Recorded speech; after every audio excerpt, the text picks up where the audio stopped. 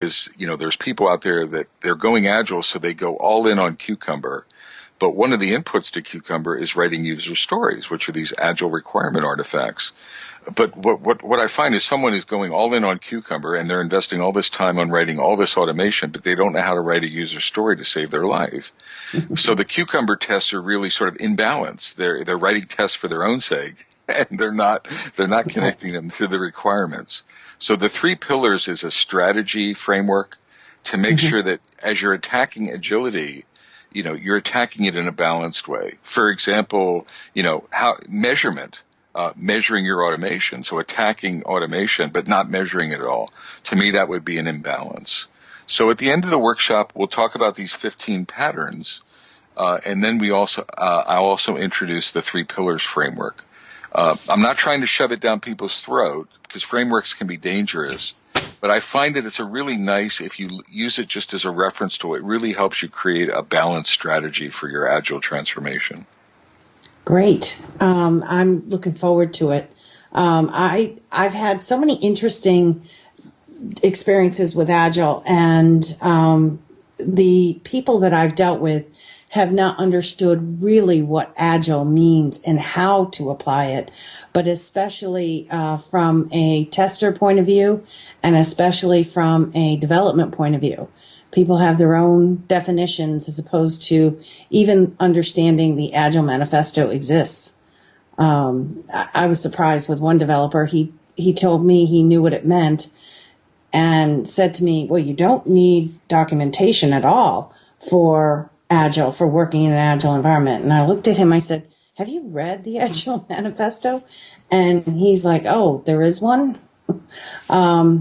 People really need to understand how to understand the words, understand the perspective, and then understand how to apply it in a sense of it is not a step-by-step situation. And you're talking about that with your patterns. So I think that's one of the weaknesses of Agile is its simplicity, believe it or not. So it's incredibly simple, and I say this in my training and coaching, and it's insidious because everyone in the world thinks they can read. If to your point, if they don't even read the manifesto, or even if they read it, they misinterpret it, or they read a book or a magazine article, then they start applying it.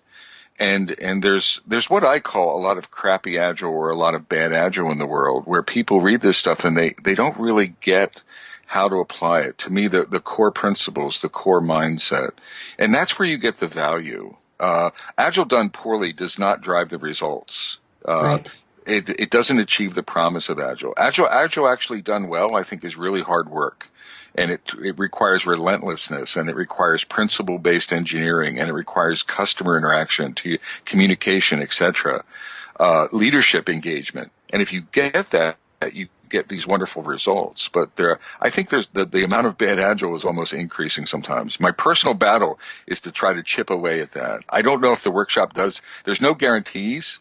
But I do attack what good Agile looks like in the workshop. Not perfect, not pristine, not purist, but what solid Agile should look like from a test point of view, from a developer point of view. And it's because that's what you want to do to drive these wonderful promises of Agile, the results, the business results. Right. Well, the practices as opposed to step-by-step instructions. I think if people can understand these are concepts that they have to work out themselves and apply their own context to the guidelines. And then I think there can be success.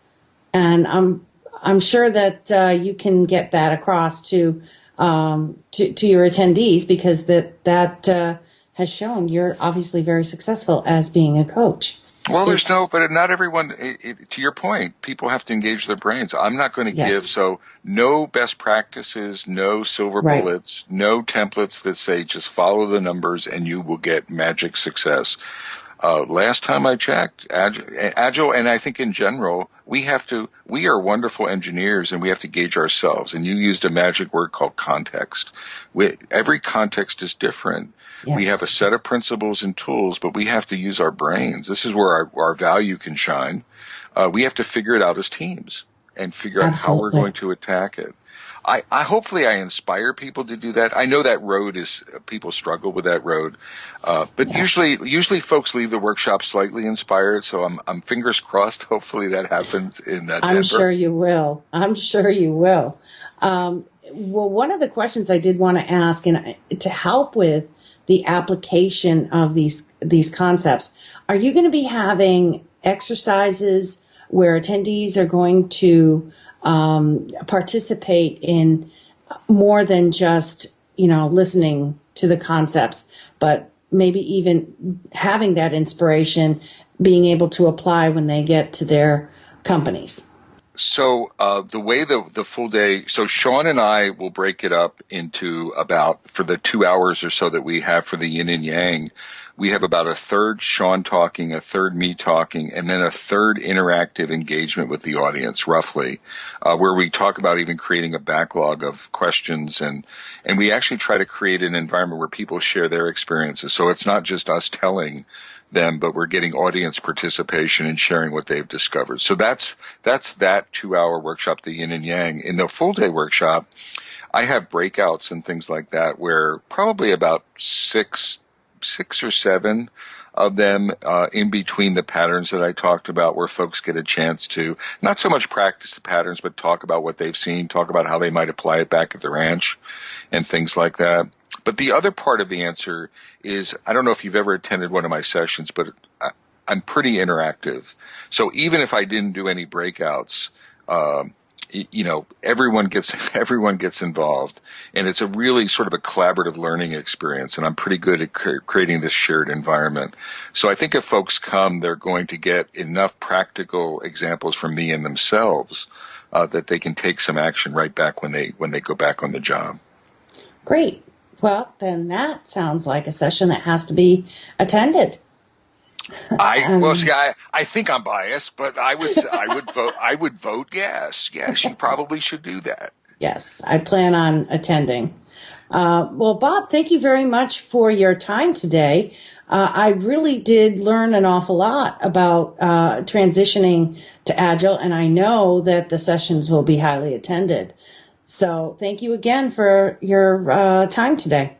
Oh, Jean-Ann, thank you. I enjoyed the conversation. I've enjoyed the opportunity STP gives me. I'm really looking forward to getting to Denver and getting a mile high for a few days and meeting everyone out there. So I encourage everyone to come to the sessions, or even if you don't, if you go to another session, stop me in the hallway, say hi, and I'm looking forward to the event. Take care. You too. Take care. Bye-bye.